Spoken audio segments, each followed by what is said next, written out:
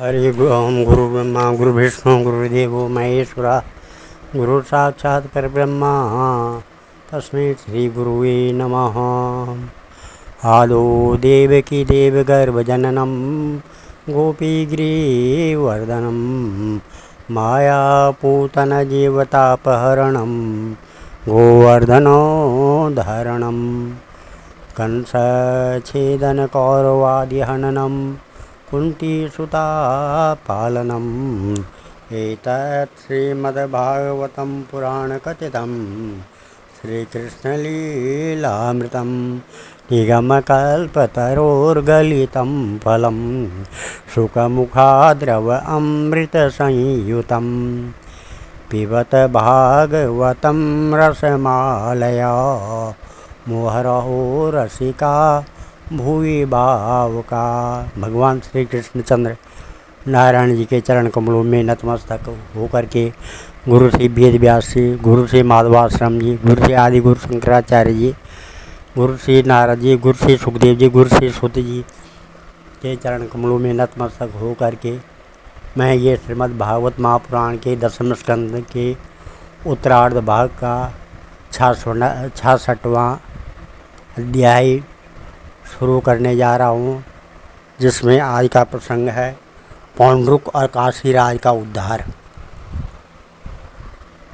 हम शुकवाच नंदव्रजं गते रामे करुषाधिपतिर्निपा वासुदेवो अहं इत्याज्ञो दूतं कृष्णाय प्राहिणोत् त्वं वासुदेवो भगवान् अवतीर्णो जगत्पति इदं प्रसवितु बाले मेन आत्मानम् अच्युतं दूतं च प्रायणोन्मन्द कृष्णाव्यक्तवर्तमने द्वारकायां यथा बालो नृपो बालकृतो बुधः दूतस्तु द्वारकामेत्य सभायाम् अस्थितं प्रभुं कृष्णं कमलपत्राक्षं राजसन्देशम् अब्रवीत वासुदेव अवतीर्णो अहम् एका एव न चापरा भूतानाम् अनुकम्पार्थं त्वं तु मिथ्याविदां त्यज यानि त्वमस्माचिन्नानि मौढ्याद् विवर्ष सात्वता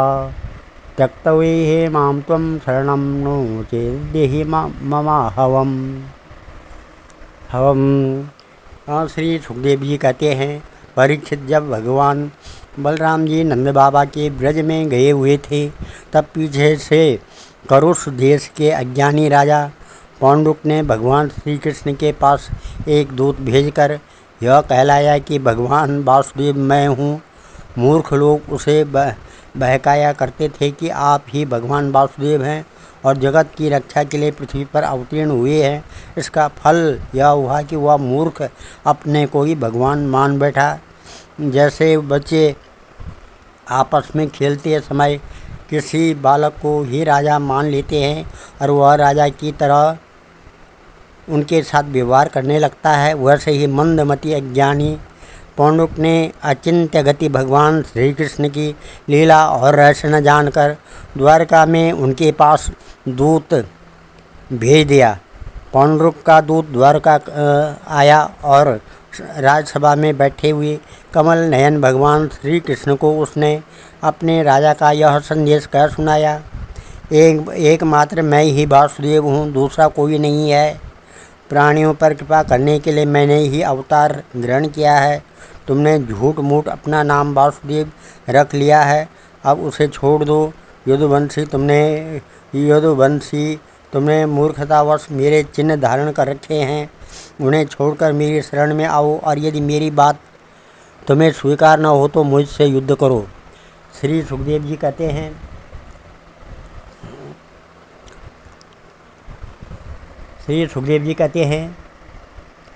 कि तत्कथनं तदुपाकर्ण्यं पौंड्रुकस्य अल्पमेधसा उग्रसेनादयो सभ्या उच्चैकेर्यः सुस्तदा उवाच दूतं भगवान् परिहासकथामनु उत्सक्षे मूढचिह्नानि येष्वमेवं विकथ्यसे मुखं तत्पिदायाय कङ्कगृद्धवटे वृता सैष्यसे हतस्तत्र भविता शरणं शृणाम। यमदूतस्तदाक्षेपं स्वामिने सर्वमाहरत्। कृष्णोऽपि रथमास्थाय काशीम् उपजगामः। पौण्ड्रकोऽपि तद्य उद्योगम् उपलभ्य महारथः। अक्षौहिणीभ्यां संयुक्तो निष्क्राम पुरोद्धृतं। तस्य काशीपतिर्मित्र पार्ष्णग्राह्योऽन्वया नृप। अक्षौहिणीभिस्त्री श्रीनिरपश्यत् पौण्ड्रुकं हरि। शङ्खर्यासि गदा सार्ग श्रीवत्साद् उपलक्षितं। बिभ्राणं कौस्तुभमणिवनमाला विभूषितं। कौशेयावास श्रीपीते वसानं गरुडध्वजम्। आमूल्यमौल्याभरणं स्फुरन्मकरकुण्डलं। दृष्ट्वा तमात्मनस्तुल्यवेषं कृतमास्थितं। यथा नटं रङ्गगतं विजहासवृषं हरि। शूलेर्गदाभिपरिगे शक्तहरिष्टिप्रासतो मरे। असिभिः पट्टिसेवाणे प्रहरन् रयो हरिम। इस प्रकार से श्री सुखदेव जी कहते हैं, परीक्षित, मंदमति पौंड्रुक की यह बात सुनकर उग्रसेन आदि सभासद जोर जोर से हंसने लगे। उन लोगों की हंसी समाप्त होने के बाद भगवान श्री कृष्ण ने दूत से कहा, तुम जाकर अपने राजा से कह देना कि रे मूढ़, मैं अपने चक्र आदि चिन्ह यूँ नहीं छोड़ूंगा। इन्हें मैं तुझ पर छोड़ूंगा, और केवल तुझ पर ही नहीं, तेरे उन सब साथियों पर भी जिनके बहकाने से तू इस प्रकार बहक रहा है। उस समय मूर्ख तू अपना मुंह छिपाकर औंधे मुंह गिरकर चील, गीद, बटेर आदि मांस भोजी पक्षियों से घिरकर सो जाएगा, और तू मेरा शरणदाता नहीं, उन कुत्तों की शरण होगा जो तेरा मांस चींथ कर खा जाएंगे। परीक्षित, भगवान का यह तिरस्कारपूर्ण संवाद लेकर पौंड्रुक का दूत अपने स्वामी के पास गया और उसे कह सुनाया। इधर भगवान श्री कृष्ण ने भी रथ पर सवार होकर काशी पर चढ़ाई कर दी, क्योंकि बड़े करुष का राजा उन दिनों वहीं अपने मित्र काशीराज के पास रहता था।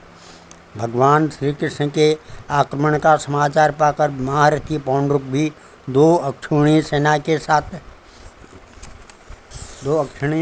साथ शीघ्र ही नगर से बाहर निकल आया। काशी का राजा पौंड्रुक का मित्र था, अतः वह भी उसकी सहायता करने के लिए 3 अक्षौहिणी सेना के साथ उनके पीछे पीछे आया। परीक्षित, अब भगवान श्री कृष्ण ने पौंड्रुक को देखा। पौंड्रुक ने भी शंख, चक्र, तलवार, गदा, सार्ग, धनुष और श्रीवत्स चिन्ह आदि धारण कर रखे थे। उसके वक्षस्थल पर बनावटी कौस्तुभ मणि और बनमाला भी लटक रही थी। उसने रेशमी पीले वस्त्र पहन रखे थे और रथ की ध्वजा पर गरुड़ का चिन्ह भी लगा रखा था। उसके सिर पर अमूल्य मुकुट था और कानों में मकराकृत कुंडल जगमगा रहे थे। उसका यह सारा का सारा वेश बनावटी था, मानो कोई अभिनेता रंगमंच पर अभिनय करने के लिए आया हो। उसकी वेशभूषा अपने समान देखकर भगवान श्री कृष्ण खिलखिलाकर हंसने लगे। अब शत्रुओं ने भगवान श्री कृष्ण पर त्रिशूल, गदा, मुदगर, शक्ति, रिष्टि, प्रास, तोमर, तलवार, पट्टिस और बाण आदि अस्त्र शस्त्रों से प्रहार किया। प्रलय के समय जिस प्रकार आग सभी प्रकार के प्राणियों को जला देती है, वैसे ही भगवान श्री कृष्ण ने भी गदा, तलवार, चक्र और बाण आदि शस्त्र अस्त्रों से पौंड्रुक तथा काशीराज के हाथी, रथ, घोड़े और पैदल की चतुरंगनी सेना को तहस नहस कर दिया। वह रणभूमि भगवान के चक्र से खंड खंड हुए रथ, घोड़े, हाथी, मनुष्य, गधे और ऊँटों से पट गई। उस समय ऐसा मालूम हो रहा था। कृष्णासु तत्पौंड्रुक काशीराजयो बलम गजश्चानंदन वाजपतिमत् गदास चक्रे सुविरायद्वृशं यथा युगान्ते हुतभुक् पृथक् प्रजा आयोधनं तद्रथवाजिकुञ्जरा द्विपत्खरोष्टरणावखण्डिते बभूच तम्बोदवहं मनस्विना वा क्रीडनं भूतपतेर्योल्बणम्। और प्रलय के समय जिस प्रकार आग सभी प्रकार के प्राणियों को जला देती है, वैसे ही भगवान श्री कृष्ण ने भी गदा, तलवार, चक्र और बाण आदि शास्त्रों से पौंडुक तथा काशीराज के हाथी, रथ, घोड़े और पैदल की चतुरंगणी सेना को तहस नहस कर दिया। वह रणभूमि भगवान के चक्र से खंड खंड हुए, रथ, घोड़े, हाथी, मनुष्य, गधे और ऊँटों से पट गई। उस समय ऐसा मालूम हो रहा था मानो वह भूतनाथ शंकर की भयंकर क्रीड़ा स्थली हो। उसे देख देख कर शूरवीरों का उत्साह और भी बढ़ रहा था। अथा पौंड्रुकम सौरव्यम्बो पौंड्रुकम यद भवान उद्धवाक्येन मामाह तान्यस्त्रायुत्सयामिते त्याज इससे विधानम में यत्वा याज्ञं साधृतं व्रजामि शरणं ते अद्य यदि नेच्छामि संयुगम्। इदं चित्वा स्थिते बाणे विरथीकृत्य पौंड्रुकं शिरोवृच्छद् रथाङ्गेन वज्रेणेन्द्र यथा गिरे तथा काशीपते गायात् शिरा उत्कृत्य पत्रिभिः निपातयत् काशीपुर्यं पद्मकोशामिवानिल।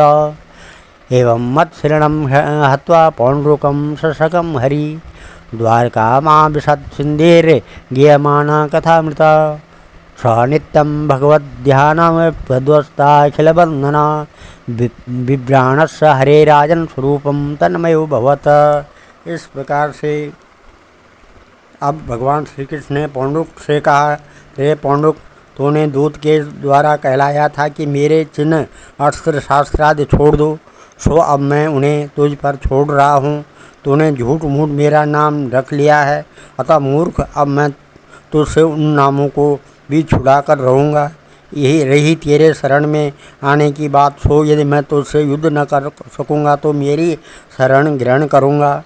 भगवान श्री कृष्ण ने इस प्रकार पौंडुक का तिरस्कार करके अपने तीखे बाणों से उसके रथ को तोड़ फोड़ डाला और चक्र से उसका सिर वैसे ही उतार लिया जैसे इंद्र ने अपने वज्र से पहाड़ की चोटियों को उड़ा दिया था।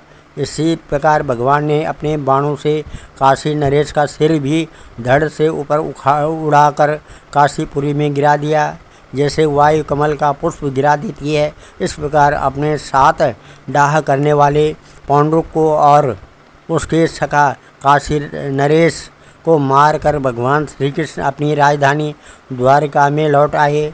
उस समय सिद्धगण भगवान की अमृतमयी कथा का गान कर रहे थे। परीक्षित, पौंडुक भगवान के रूप का चाहे वह किसी भाव से हो सदा चिंतन करता रहता था। इससे उसके सारे बंधन कट गए। वह भगवान का बनावटी वेश धारण किए रहता था, इसलिए बार बार उसी का स्मरण होने के कारण वह भगवान के सारूप्य को ही प्राप्त हुआ, सारूप्य को ही प्राप्त हुआ।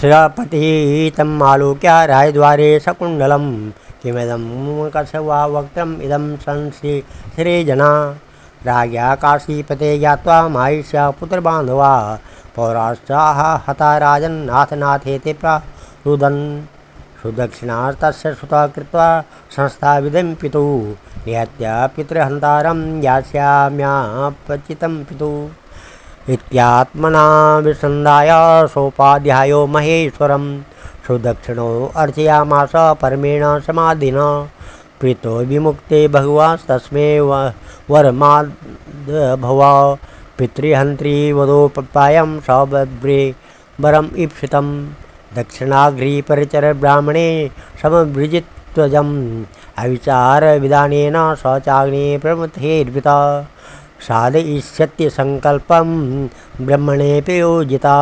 इत्यादिष्टस्तदा चक्रे कृष्णाय विचरन् व्रती ततो अग्निरुत्थित कुण्डान् मूर्तनाम् अतिभीषणं तप्त ताम्रा शिखा अश्रुरंगारो गरिलोचना दष्ट्रोग्रभ्रुकुटीदण्ड कठोराशा स्वजीवया आलिहन् शृङ्खणीनग्नो विदन्वातिशिखलं ज्वलं पदाभ्यं तालप्रमाणाभ्यं कम्पयन्नावनीतलं सोऽभ्यधावद्वृतो भूतद्वारकां प्रदहन् दिशः तमाविचार दहनं मायान्तं द्वारकोकसः विलोक्य तत्र सर्वे वनदाये मृगां यथा अक्षे सभायां क्रीडन्तं भगवन्तं वह्यातुरा त्रायित्राय त्रिलोकेश वन्ये प्रदहता पुरम् श्रुत्वा तज्जनं वैकल्प्यं दृष्ट्वा स्वानां च साधुहवसं शरण्यं सम्प्रहस्या मां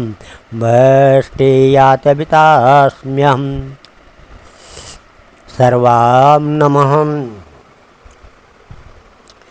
इधर काशी में राजमहल के दरवाजे पर एक कुंडल मंडित मुंड गिरा देखकर लोग तरह तरह का संदेह करने लगे और सोचने लगे कि यह क्या है और यह किसका सिर है। जब यह मालूम हुआ कि वह तो काशी नरेश का ही सिर है, तब रानियां, राजकुमार, राज परिवार के लोग तथा नागरिक रो रो कर विलाप करने लगे। हा नाथ, हा राज, हाय हाय, हमारा तो सर्वनाश हो गया। काशी नरेश का पुत्र था सुदक्षिण। उसने अपने पिता का अंत्येष्टि संस्कार करके मन ही मन यह निश्चय किया कि अपने पितृघाती को मार कर ही मैं पिता के ऋण से उऋण हो सकूँगा। निदान यह अपने कुल पुरोहित और आचार्यों के साथ अत्यंत एकाग्रता से भगवान शंकर की आराधना करने लगा। काशी नगरी में उसकी आराधना से प्रसन्न होकर भगवान शंकर ने वर देने को कहा। सुदक्षिण ने यह अभिष्ट वर मांगा कि मुझे मेरे पितृघाती के वध का उपाय बतलाए। भगवान शंकर ने कहा, तुम ब्राह्मणों के साथ मिलकर यज्ञ के देवता ऋत्विभूत दक्षिण काशी नगरी में उसकी आराधना प्रसन्न होकर भगवान शंकर ने वर देने को कहा। इस प्रकार से पितृघाती के वध का उपाय बतलाए। भगवान शंकर ने कहा, तुम ब्राह्मणों के साथ मिलकर यज्ञ के देवता ऋत्विभूत दक्षिणाग्नि की अविचार विधि से आराधना करो। इससे वह अग्नि प्रमथ गणों के साथ प्रकट होकर यदि ब्राह्मणों के भक्त पर प्रयोग करोगे तो वह तुम्हारा संकल्प सिद्ध करेगा। भगवान शंकर की ऐसी आज्ञा प्राप्त करके सुदक्षिण ने अनुष्ठान के उपयुक्त नियम ग्रहण किए और वह भगवान श्री कृष्ण के लिए अविचार मारण का पुरुषण करने लगा। अविचार पूर्ण होते ही यज्ञ कुंड से अति भीषण अग्नि मूर्तिमान होकर प्रकट हुआ। उसके केश और दाढ़ी मूछ तपे हुए तांबे के समान लाल लाल थे। आँखों से अंगारे बरस रहे थे। उग्र दाढ़ों और टेढ़ी भ्रुकुटियों के कारण उसके मुख से क्रूरता टपक रही थी। वह अपनी जीभ से मुंह के दोनों कोने चाट रहा था। शरीर नंग धड़ंग था। हाथ में त्रिशूल लिए हुए था जिसे वह बार बार घुमाता जाता था और उसमें भी अग्नि की लपटें निकल रही थी। ताड़ के पेड़ के समान बड़ी बड़ी टांगें थी। वह अपने वेग से धरती को कंपाता हुआ ज्वालाओं से 10 दिशाओं को दग्ध करता हुआ द्वारका की ओर दौड़ा और बात की बात में द्वारका के पास जा पहुंचा। उसके साथ बहुत से भूत भी थे। उन अविचार की आग को बिल्कुल पास आई हुई देख द्वारकावासी वैसे ही डर गए जैसे जंगल में आग लगने पर हरिण डर जाता है। वे लोग भयभीत होकर भगवान के पास दौड़े हुए आए। भगवान उस समय सभा में चौसर खेल रहे थे। उन लोगों ने भगवान से प्रार्थना की, तीनों लोगों के एकमात्र स्वामी, द्वारका नगरी इस आग से भस्म होना चाहती है। आप हमारी रक्षा कीजिए। आपके सिवा इसकी रक्षा और कोई नहीं कर सकता है। शरणागत वत्सल भगवान ने देखा कि हमारे स्वजन भयभीत हो गए हैं और पुकार पुकार कर विकलता भरे स्वर से हमारी प्रार्थना कर रहे हैं। तब उन्होंने हंसकर कहा, डरो मत, मैं तुम लोगों की रक्षा करूँगा। मैं तुम लोगों की रक्षा करूँगा।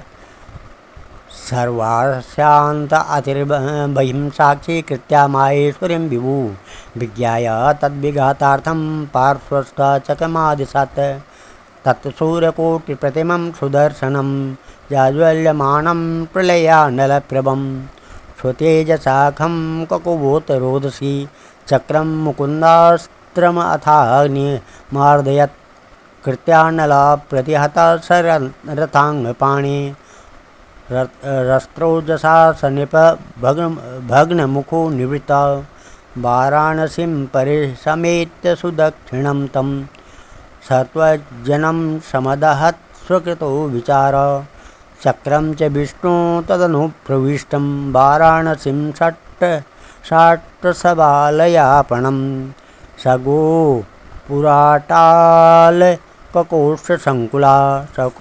सकोशहस्त्यास्वरथानशालम् दग्ध्वा वाराणसी सर्वा विष्णु चक्रं सुदर्शनं भूयो पार्थं पातिष्ठत् कृष्णस्याकृष्टकर्मणा स एतत् श्रावयेन्मर्त्य उत्तमश्लोकविक्रमं समाहितो वा शृणुयात् सर्वपापे प्रमुच्यते। इस प्रकार से परीक्षित भगवान सबके बाहर भीतर की जानने वाले हैं। वे जान गए कि यह काशी से चली हुई माहेश्वरी कृत्या है।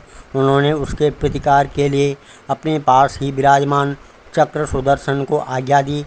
भगवान मुकुंद का प्यारा अस्त्र सुदर्शन चक्र कोटि कोटि सूर्यों के समान तेजस्वी और प्रलयकालीन अग्नि के समान जाज्वल्यमान है। उसके तेज से आकाश, दिशाएं और अंतरिक्ष चमक उठे और अब उसने उस अविचार अग्नि को कुचल डाला। भगवान श्री कृष्ण के अस्त्र सुदर्शन चक्र की शक्ति से कृत्यारूप आग का मुंह टूट फूट गया। उसका तेज नष्ट हो गया, शक्ति कुंठित हो गई। वह वहाँ से लौटकर काशी आ गई तथा उसने ऋत्विज आचार्यों के साथ सुदक्षिण को जलाकर भस्म कर दिया। इस प्रकार उसका अविचार उसी के विनाश का कारण हुआ। कृत्या के पीछे पीछे सुदर्शन चक्र भी काशी पहुंचा। काशी बड़ी विशाल नगरी थी। वह बड़ी बड़ी अट्टारियों, सभा भवन, बाजार, नगर द्वारों के शिखर, चार दीवारियों, खजाने, हाथी, घोड़े, रथ और अन्नों के गोदाम से सुसज्जित थी। भगवान श्री कृष्ण के सुदर्शन चक्र ने सारी काशी को जलाकर भस्म कर दिया और फिर वह परमानंदमयी लीला करने वाले भगवान श्री कृष्ण के पास लौट आया। जो मनुष्य पुण्य कीर्ति भगवान श्री कृष्ण के इस चरित्र को एकाग्रता के साथ सुनता या सुनाता है, वह सारे पापों से छूट जाता है। आज मैं इस कथा को यहीं पर विराम देता हूँ। कल 67वां अध्याय होगा, 10वें स्कंद का 67वां अध्याय होगा, जिसका द्विविध का उद्धार, भगवान द्वारा द्विविध का उद्धार, ये कथा चलेगी। ओम नमः देयं सदा परिभवग्नमविष्टदोहं तीर्थात्पदं शिविरञ्जनुतं शरण्यं भृत्यातिहं प्रणतपालभवाब्धिपोतं वन्दे महापुरुषते चरणारविन्दं। सर्वे भवन्तु सुखिनः, सर्वे सन्तु निरामया, सर्वे भद्राणि पश्यन्तु, मा कश्चित् दुःखभाग् भवेत्। धन्यवाद।